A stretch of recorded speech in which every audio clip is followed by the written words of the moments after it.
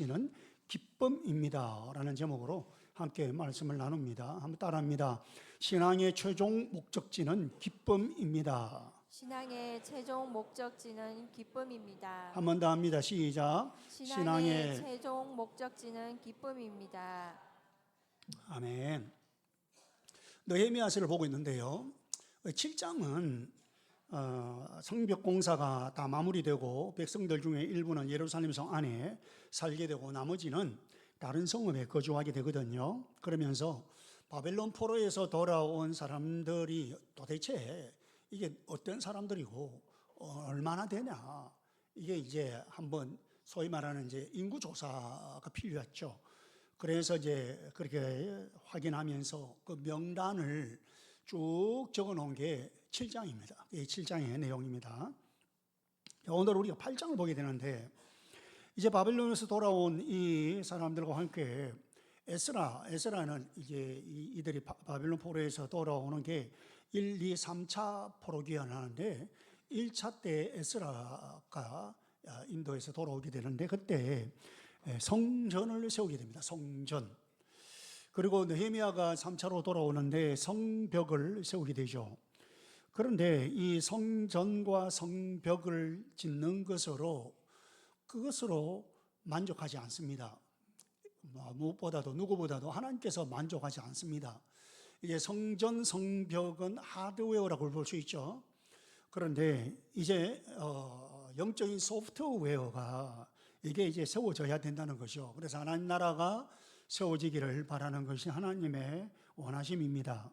자, 그래서 오늘 이 8장부터는 에스라가 이제 개역에는 학사라도 있고 그 다음에 이 우리 세븐인 학자라도 있는데요.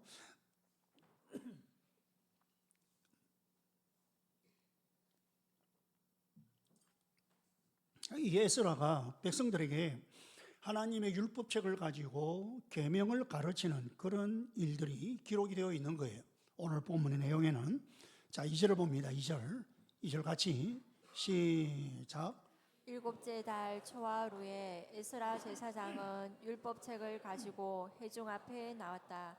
거기에는 남자든 여자든 알아들을 만한 사람은 모두 나와 있었다. 여기 보면은 7째 달 초하루라 되어 있는데 이거는 유대력으로 새해가 시작되는 것입니다. 우리로 치면 정월 초하루가 되죠. 절기로 치면 나팔절입니다. 나팔절. 우리가 이제 유대의 절기가 있는데 나팔절입니다. 자, 이때에 에스라가 이제 여러분 우리 계속해서 8장 앞부분을 보면은 4절 보면은 나무 강단을 짓고 임시로 강단을 단을 만들고서 거기에 서서 율법책을 읽어줍니다. 우리로 치면 성경 말씀이죠. 이렇게 율법책을 읽어줍니다. 그리고 그 단 주위에 사람들이 쭉 둘러서 있습니다. 여러분 보세요. 5절에 보면 에스라가 모든 백성 위에 서서 그들 목전에 책을 펴니 책을 펼 때에 모든 백성이 일어서니라. 사실 우리가 지금 성경 읽을 때 성경 봉독을 다 우리 일어서잖아요. 우리가 다 앉아 있다가 그 시간만 일어납니다. 그 이유가 바로 여기서 나온 거예요. 여기 보니까 그랬더라. 그래서 우리도 그래 해보자. 이렇게 하는 거예요. 하나님의 말씀을 우리가 읽을 때에 그래서 같이 일어나는 겁니다. 물론 몸이 불편한 분들은 꼭 굳이 안 일어나도 됩니다만 할 수 있다면 그렇게 해보시는 거 좋죠. 자, 어쨌든 그렇게 이제 사람들이 쭉 일어나서 그렇게 율법책을 읽어주는 것 듣습니다. 이렇게 임시로 만든 높은 단 위에 서서 율법을 읽는데 이게 사람들이 여러 사람들이 있는데 지금은 이런 마이크 시스템이 있어가지고 듣기도 편하고 말하기도 편하지만 그 당시에는 이런 시스템이 없으니까 굉장히 힘들잖아요. 그래서 율법을 읽고 나면 이게 무슨 말하는지 무슨 말하지 그걸 모르거든요. 그러니까 여기저기에서 막 웅성웅성 그럴 수 있잖아요. 그런데 이제 이것을 레위 사람들이 중간중간에 이렇게 있다가 지금 에스라가 읽는 성경이 무슨 의미다, 이런 내용이다라고 설명을 해주는 거예요. 지금 상황이. 그래서 8절을 보면 8절 같이 한번 더 봅시다. 시작. 하나님의 율법책이 낭독될 때에 그들이 통역을 하고 뜻을 밝혀 설명하여 주었으므로 백성은 내용을 잘 알아들을 수 있었다. 통역을 했다 하잖아요. 이게 뭐냐면 율법책이 히브리 말로 기록이 되는데 써여졌는데 그 당시에 그들 사회에서 되었던 공용어가 있어요. 공용어는 히브리 말이 아니고 아람어였어. 아람어. 그 중동 지방에 그 당시에는 아람어가 쓰여졌어요. 그래서 이제 자기들 민족이지만 이게 이제 아주 이전부터 쓰여졌던 말들이 있기 때문에 아무리 히브리 말로 해도 어떤 사람들은 무슨 말인지 모를 수 있어요. 그래서 번역을 한다 이런 거예요. 통역을 해준다 이 말이고, 더 나아가서는 이게 그 뜻이 뭔지를 모르는 그런 경우까지 있는데, 그래서 이게 무슨 뜻인지를 설명까지 해주는 거예요. 뜻을 밝혀 설명하여 주었으므로, 그래서 백성은 내용을 잘 알아들을 수 있었다 이렇게 되어 있잖아요. 예수님 시대에도 율법학자들이 있었어요. 이 율법학자들이 이렇게 율법을 설명해주고 해석을 해주고 했던 사람들입니다. 자, 그래서 율법의 말씀을 애매하게 알던 것이 이렇게 율법을 설명을 하고 해석을 해주고 하니까 의미가 분명해지죠. 전에는 이게 뭐 그런가 뭐 이렇게 이해를 했던 것이 이제 의미가 뭔지를 알게 되죠. 그러면서 이해가 됩니다. 이해가 되니까 우리가 잘못 살았네, 내가 잘못 살았네 이렇게 깨닫게 된 것이죠. 그러면서 회개 운동이 일어납니다. 그래서 9절에 보면 9절 전반부에 보면 이렇게 되어 있습니다. 백성은 율법의 말씀을 들으면서 모두 울었다 이렇게 되어 있어요. 백성들이 율법의 하나님의 말씀을 들으면서 모두 울었다 했거든요. 울었다, 이건 회개했다 이 말입니다. 하나님의 계명이 이게 이런 것이구나. 하나님의 뜻이 이런 데 있었구나. 그런 것이었구나. 이렇게 깨달은 거죠. 그러니까 우리는 보니까 엉터리로 살았네. 아니, 하나님의 말씀은 보니까 이렇게 이야기하는데, 하나님의 뜻이 이러는데, 그게 비춰보니까 나는 엉터리로 살았거든요. 우리가 엉터리로 살았다. 얼마나 하나님께 불순종하면서 살았는지 이걸 깨닫는 거예요. 그러니까 그렇게 깨닫는 자체가 이제 회개가 시작되는 거죠. 그래서 회개 역사가 일어난 겁니다. 급기야는 모두가 다 울면서 통곡하면서 하나님 앞에 회개하는 그런 장면입니다. 여러분, 기독교 역사를 보면 진정한 부흥은 회개로부터 시작이 되었다라는 것을 알 수 있습니다. 이는 성경에서도 알 수 있고요. 오늘 이 성경에서 우리가 보듯이 알 수 있습니다. 여러분, 우리 8장 1절에 보면 이스라엘 자손이 자기들의 성읍에 거주하였더니 7째 달에 이르러 모든 백성이 일제히 수문 앞 광장에 모여 학사 에스라에게 여호와께서 이스라엘에게 명령하신 모세 율법책을 가져오기를 청하매. 수문 앞 광장 많이 들어보셨죠? 그렇죠? 이 수문 앞 광장 부흥회가 열린 거예요. 집회가 열린 거죠. 이렇게 여기서 사람들이 모여가지고 그렇게 하나님 말씀을 듣고 깨닫고 회개하고 이런 일들이 일어난 것입니다. 여러분, 세계의 기독교 역사를 보면 다 그렇습니다. 뭐 영국에서 영국 부흥운동, 미국 부흥운동 다 보면은 부흥운동이 일어날 때는 다 처음에 회개운동부터 시작입니다. 회개부터. 우리가 이렇게 살았구나, 이렇게 잘못 살았네. 이건 우리나라의 부흥운동 여러분 아세요? 들어보셨죠? 평양 대부흥운동 1907년 평양의 장대현 교회에서, 그때는 뭐 우리 남북 갈려지고 그러지 않았습니까? 그때 당시에 평양은 진짜 우리나라의 우리 대한민국의 가장 중심지였어요. 기독교 중심지였어요. 평양이.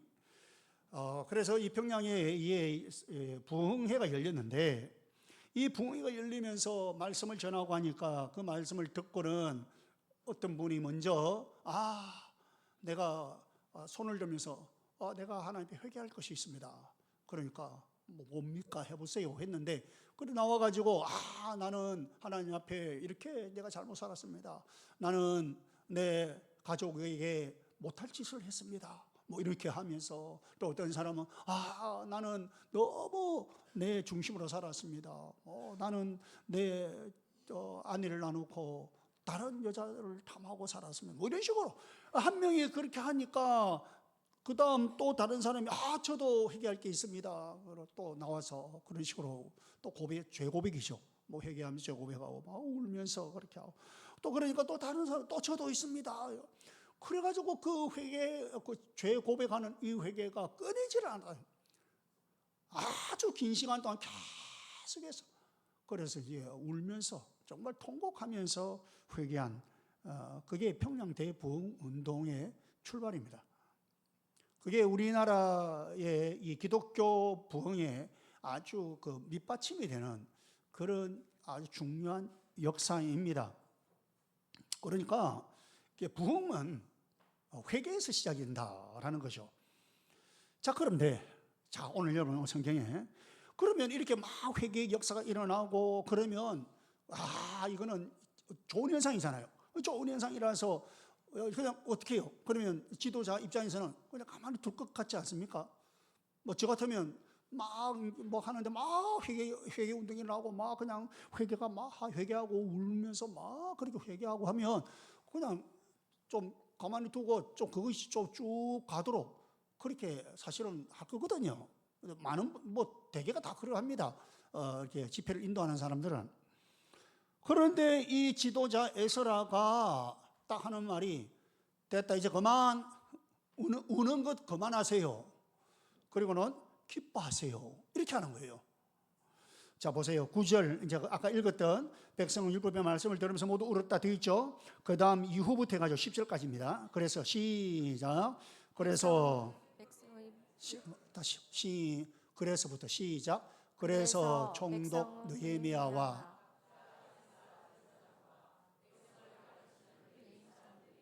이날은 주 하나님의 거룩한 날이니 슬퍼하지도 말고 울지도 말라고 모든 백성을 다 일렀다. 느헤미야는 그들에게 말하였다. 돌아들 가십시오. 살찐 짐승들을 잡아 푸짐하게 차려서 먹고 마시도록 하십시오. 아무것도 차리지 못한 사람들에게는 먹을 몫을 보내주십시오. 오늘은 우리 주님의 거룩한 날입니다. 주님 앞에서 기뻐하면 힘이 생기는 법이니 슬퍼하지들 마십시오. 아멘. 이 날은 거룩한 날이니, 하나님의 거룩한 날이니, 이제 개혁성경에는 성일이다 이런 표현을 합니다. 이 당시 아까 정월 초하를 했죠. 이게 나팔절을 했죠. 나팔절. 그런 절기죠. 그러니까 이 날은 거룩한 날이다, 성일이다 이렇게 해서 그래서 여러분 회개하는데 뭐 성일이 따로 있고 뭐 평일이 따로 있어요? 아니 성일에 회개가 터져가지고 회개하면 뭐 어때요 또? 우리 같으면 주일날 예배하다가 막 회개 운동이 터져가지고 막 회개 그러면 또 어쨌어요? 그죠? 뭐 그렇게 따질 게 뭐가 있나요? 그죠? 어쨌든 지금 이 성경의 배경은 그렇습니다. 그러면서 슬퍼하지도 말고 울지도 말라 그렇게 백성을 타렵니다. 그러면서 뭐랍니까? 주님 앞에서 기뻐하면 힘이 생기는 법이니 슬퍼하지 마십시오. 거룩한 날이니까 기뻐하고 즐거워하라는 것입니다. 보통 우리는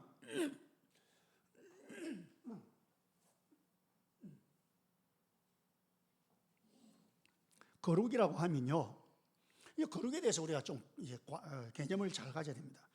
우리나라의 우리 한국 교회의 거룩의 개념은 굉장히 유교적인 배경이 많이 있습니다. 그래서 우리는 거룩하면 벌써 엄숙함 이걸 먼저 딱 떠오릅니다. 엄숙함. 딱 이게 먼저 떠오릅니다. 근데 이게 사실은 이게 우리나라의 문화적으로 이해는 되죠. 또 그게 뭐 어떤 것인지 우리가 때로는 받아들이시기도 하는데, 그러나 여기에 또 뭔가 문제가 걸리는 거예요. 왜냐하면 그걸로 끝나니까. 그걸로 끝나면 안 되는데. 자, 어쨌든 우리는 거룩하기 위해서는 그럼 어떻게 해야 되냐니까 엄숙해야 되는 거예요. 엄숙해야 되고, 그리고 또 울어야 되고. 울어야 거룩하다 이런 느낌이 드는 거예요. 막 웃고 웃고 즐기고 막 이렇게 기쁘고 이러면 촐랑거린다, 거룩하지 못하다, 이렇게 이야기를 하죠. 여러분 사실 예수님 상도, 여러분 예수님이 어떤 분인지 제가 생명상 공부할 때 계속 강조를 많이 하는데요, 우리는 예수님에 대해서도 잘못 알고 있어요. 예수님은 도사처럼 뭐 그래가지고 뭐 화장실도 안 가는 분 것처럼, 먹지도 않는 분처럼. 아니에요. 예수님은 너무너무 먹는 것도 좋아하셨고 사람들하고 막 지내는 거 좋아하시고요. 예수님은 우리가 생각하는 거 다른 호탕하신 분입니다. 막 웃으시고. 여러분, 그런데 거룩한 날이니까 우리는 거룩한 날이라면 더더욱 음숙해야 된다 이런 느낌 있잖아요. 그런데 뭐라면 거룩한 날이니까 기뻐하라 이렇게 하는 거예요. 오히려 막 회개하면서 우는 사람들한테 아니 오늘은 울지 말고 오늘은 기뻐해. 예, 맛있는 거 먹고 기뻐해. 그리고 너만 먹지 말고 가서 빨리 다른 사람들에게 맛있는 거 또 주고 그래. 이런 거예요. 느헤미야가 왜 이렇게 말하느냐? 신앙의 최종 목적은 기쁨이기 때문입니다. 오늘 설교 제목처럼 한 번 더 합니다. 신앙의 최종 목적은 기쁨입니다. 신앙의 최종 목적은 기쁨입니다. 이스라엘 백성들이 율법 말씀을 듣고 정말 아름다운 회개의 역사가 일어났지 않습니까? 그런데 회개는 기쁨이라는 최종 목적지를 가기 위한 관문입니다. 관문. 그게 목적이 아닙니다. 회개가 마치 최종 목적인 것처럼 거기에 머물러 있으니까 이제 됐다는 거예요. 이제 됐다. 그 정도면 됐고 그 다음에 이제는 기쁨으로 가야 한다. 그런 내용입니다. 그런데 많은 분들이 이걸 잘 모르고 있는 것 같죠. 그래서 예수님의 고난에 대해서도 뭔가 잘못 알죠. 예수님께서 고난을 당한 것처럼 우리도 그런 고난을 당해야만 하고, 고난은요 우리에게 고난이 올 때에 고난을 우리가 기쁘게 받고 그 고난을 감수해야 되죠. 그건 맞습니다. 그런데 우리가 어떻게 하든지 고난을 받아야 된다, 이렇게 여러분 이해를 하는 거하고 다르잖아요. 그러니까 예수님이 고난을 당한 것처럼 우리도 어떻게 하든지 그런 고난 받아야 된다, 그렇게 생각하고, 그래서 우리가 웃으면 안 되고 절대로 웃고 있으면 안 되고 아픈 척이라도 해야 된다. 뭔가 심각하게 그렇게 하고 있어야지, 이런 생각을 하는 거예요. 예수님의 고난을 생각하면서. 물론 우리도 예수님처럼 고난당하는 것을 받아들이고 해야 되지만, 그렇다고 우리가 그런 고난을 무조건 그리고 억지로라도 당해야 된다. 여러분, 이렇게 과연 예수님 우리에게 그걸 원하실까요? 저는 아니라고 생각합니다. 저는 예수님은 우리가 부모가 자녀에게 가지는 마음을 가지고 있다고 생각합니다. 우리 하나님 아버지라 하잖아요. 하나님께서는 그분의 자녀인 우리에게 어떤 마음을 가지고 있을까? 예수님께서 이렇게 고난을 받은 것처럼, 야 나도 이렇게 고난 받았는데 너도 고난 받아야 돼. 나만 이렇게 고난 받을 수 없어.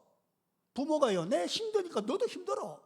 이게 진짜 부모입니까? 부모 아닙니다. 그 부모의 마음 아닙니다.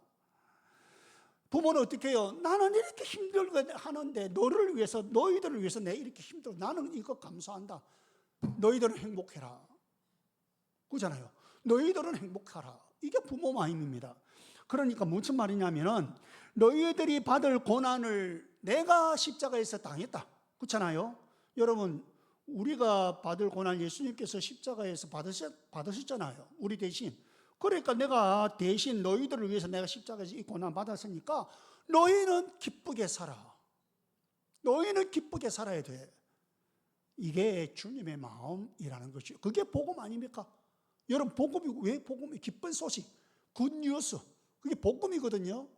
아니 우리가 고난을 계속 받아야 된다, 이게 무슨 복음입니까?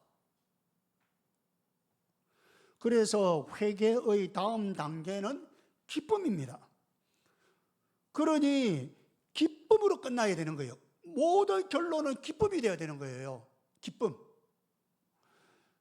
회개의 눈물을 흘리는 것 필요합니다. 중요합니다. 그런데 거기서 끝나는 경우가 허다하다는 거예요. 거기서 끝난다는 거예요. 예수님의 십자가를 보세요. 그 십자가의 궁극적인 목적이 뭡니까? 기쁨입니다. 기쁨. 그래서 히브리서 12장 2절을 봅니다. 히브리서 12장 2절 시작. 믿음의 창시자요 완성자이신 예수를 바라봅시다. 그는 자기 앞에 놓여 있는 기쁨을 내다보고서 부끄러움을 마음에 두지 않으시고 십자가를 참으셨습니다. 이걸 보세요. 예수를 바라봅시다 해놓고 예수님 그는 자기 앞에 놓여 있는 기쁨을 내다보면서 그 다음에 뭐랍니까? 십자가를 참으셨습니다. 십자가의 고난이 최종 목적이 아니라는 거예요. 십자가의 고난 닿으면 기쁨이 있다는 거예요. 그게 최종 목적이라는 거죠. 그러니까 그 기쁨을 내다보면서 지금 십자가의 고난을 내가 참는다는 거예요. 거기에 도달하기 위해서 십자가의 고난을 내가 겪어야 한다면 예수님께서 감수하겠다. 그거예요. 그러니까 십자가에 있는 즐거움, 그 기쁨을 내다보고서 고난을 감수하시오. 우리 신앙의 최종 목적지는 기쁨입니다. 기쁨. 예수님께서 돌아가시기 전날 밤 십자가의 죽음을 앞두고 이 십자가에 예수님께서 죽으시는 전날 밤입니다. 그걸 앞두고 제자들은 얼마나 불안해하는지 모릅니다. 긴장하고 불안해하고 무서워하고 예수님께서 돌아가신다는 그것만으로도 우리가 존경하고 우리가 섬기고 있는 이분이 돌아갔다. 그것만으로도 무서워하고 뭐 긴장하고 막 불안하고 그럴 수 있는데 사실은 자기네들 때문입니다. 자기네들이 예수님 가시고 나면 우리 어쩌란 말이냐. 이것 때문에 사실 굉장히 불안해하고 무서워하고 하고 있거든요. 그때 예수님께서 의외로 기쁨에 대해서 말씀하십니다. 그러고 있을 때 기쁨에 대해서 말씀합니다. 요한복음 16장 22절입니다. 시작. 지금 너희가 근심에 쌓여 있지만 내가 다시 너희를 볼 때에는 너희의 마음이 기쁠 것이며 그 기쁨을 너희에게서 빼앗을 사람이 없을 것이다. 막 근심에 쌓여 있으니까 이봐라 야야 근심되는데 그거 잠시다. 지금 그 잠깐이다. 너희가 곧 기쁨을 맛볼 것이다. 누구도 빼앗아 갈 수 없는 기쁨을 맛볼 것이야. 예수님께서 지금 이 말씀하시는 거예요. 그러니까 십자가 죽음을 앞두고도 예수님은 기쁨을 강조하고 있어요. 우리가 십자가의 예수 그리스도에 바라보면서 막 고난당하고 막 이것만 그거는 최종 목적이 아니라는 거예요. 물론 그거 우리가 하지 말자는 거 아니에요. 그게 최종 목적이 아니다 이 말이에요. 뭐예요? 그 십자가에 고난당하시고 죽으신 예수님은 우리로 하여금 기쁨을 향해서 가야란 말이에요. 기쁨을 향해서. 그러니까 지금 예수님께서는 제자들의 시선을 어디에 두게 하시느냐 하면 지금 당장 닥친 위기 상황에 그 시선을 두게 하지 않고요. 이건 어쩔 수 없이 거치는 관문이잖아요. 어쩔 수 없이 거치는 관문이고 그 다음에 오는 기쁨에 그 시선을 두라는 거예요. 우리의 시선을 그 다음에 최종 목적인 기쁨에다가 우리의 시선을 두라는 거예요. 그게 예수님께서 이 제자들에게 원하시는 거예요. 그래서 여러분 사도행전에 보면 처음 생겨진 초대교회 예루살렘 교회, 이 예루살렘 교회도 그 교회 분위기를 특징 짓는 게 있는데 그게 뭐냐면 기쁨입니다. 기쁨. 보세요. 사도행전 2장 46절 47절입니다. 이 구절은 너무나도 중요한 구절입니다. 예루살렘 교회의 모습을 묘사하고 있습니다. 묘사하고 있어요. 같이 시작. 날마다 한 마음으로 성전에 열심히 모이고 집집이 돌아가면서 빵을 떼며 순전한 마음으로 기쁘게 음식을 먹고 하나님을 찬양하였다. 그래서 그들은 모든 사람에게서 호감을 샀다. 주님께서는 구원받는 사람을 날마다 더하여 주셨다. 아멘. 우리 가정교회 출발이 사실 여기예요. 보면 날마다 한 마음으로 성전에 열심히 모이고 집집이 돌아가면서 그래서 우리 가정교회 출발이죠. 예, 집에서 모인다. 집에서 모이는 거예요. 알겠죠? 예, 매주. 예, 저는 날마다 우리가 날마다는 안 되더라도 매주. 예, 격주도 안 되고 매주 집에서 모이는 모임이 가정교회 목장입니다. 예. 오늘 제가 목회 서신에 보면은 그런 언급들이 있습니다. 자, 어쨌든 같이 모여서 밥 먹고 보세요. 이게 빵을 떼고 음식을 먹고 했잖아요. 그러니까 같이 모여가지고 밥 먹고 시끌시끌 하면서 공부도 하고 찬양도 하고 웃고 막 그랬던 거예요. 이게 여러분 초대교회의 분위기입니다. 그러고 난 다음에 47절은 뭐라고 하느냐면 그래서 그들은 모든 사람에게 호감을 샀다. 그래서 그들은 모든 사람에게 호감을 샀다. 이 세상이 얼마나 기쁨이 없는 세상입니까? 얼마나 밋밋하고 재미없는 세상입니까? 사실은. 그런데 기쁨을 누리면서 사는 사람들을 보니까 와, 어떻게 이런 일이 있나? 와, 어떻게 이런 사람들이 있나? 어떻게 이런 곳이 있나? 호감을 사는 거예요. 와, 그 결과 어떻게 되었느냐? 47절 제일 마지막에 주님께서는 구원받는 사람을 날마다 더하여 주셨다. 우리는요 앞에 다 잘라먹고 초대교회는 봐라 날마다 구원받는 사람이 많아지지 않았느냐. 그래서 초대교회처럼 돌아가자 그래가 계속 부흥 성장 날마다 그 이야기합니다. 그건 결과입니다. 결과. 중요한 거는 앞에 거예요. 앞에 거. 초대교회가 어떻게 했느냐는 거예요. 앞에 거. 앞에 게 뭐였어요? 초대교회가 이 예루살렘 교회가 부흥한 이유가 뭐라고요? 기쁨입니다. 기쁨. 기쁨 가운데 사는 것을 안 믿는 사람들이 보니까 어떻게 저렇게 살아? 와, 어떻게 저게 가능해? 그러면서 저들에게 매력이 끌려가지고 찾아와서 예수 믿는 사람들이 날마다 늘었다는 거예요. 여러분 우리 교회가요, 우리 최선희 형제가 오늘 간증을 했죠. 이 최선희 형제하고 또 우리 같이 온 오계순 자매도 저한테 계속 그런 말은 저는 목장에서 사실은 솔직하게 우리 최선희 형제니 오계순 자매니 처본 사람이 목장이 뭔지 압니까? 모르잖아요. 그런데 목장에 갔는데 목장에서 막 환영하고 막 친숙하게 하고 막 그냥 이러니까 세상에 어디 가도 내가 돈을 툭 내놓으면은 그때 환영하는 척 해주지. 그것도요 그 약발도 오래 안 갑니다. 하루 이틀 지나면 그것도 끝입니다. 내가 밥 사잖아요. 밥 먹을 때만 하죠. 그 다음날 되면 언제 그랬냐는 거예요. 그 다음날 되면. 그런데 우리 목장은요, 그러합니까? 밥 안 사도 돼요. 그래도 환영해. 그래도 막 서로 안아주고, 손뼉 쳐주고, 또 이야기하는 거 들어주고, 이런 데가 어디 있어요? 여러분, 그러니까, 우리 교회에 VIP들이 오고 예수 영접하고 세례받는 사람들이 있고 큰 이유가 뭔지 압니까? 다른 거 아니에요. 이분들이 공통적으로 하는 말이 있습니다. 제가 꼭 물어보거든요. 어떻습니까? 하고 물어보거든요. 그럼 공통적으로 하는 말이 우리 교인들이 친숙하게 보인다는 거예요. 그리고 얼굴이 밝게 보인다는 거죠. 목장에서는 사이좋게 서로 오순도순 하는 이런 것을 보니까 세상에 이런 교회가 없습니다, 여러분. 가정교회 하는 교회들은 있는데 그 외에는 여러분 이런 교회들이 없어요. 어디서 그렇게 오순도순 해가지고 모이려면 심지어는 모이려면 빨리 집에 가라. 저도 솔직하게 말하면요, 가정교회 하기 전에는 교인들이 같이 모여 있는 게 겁나요.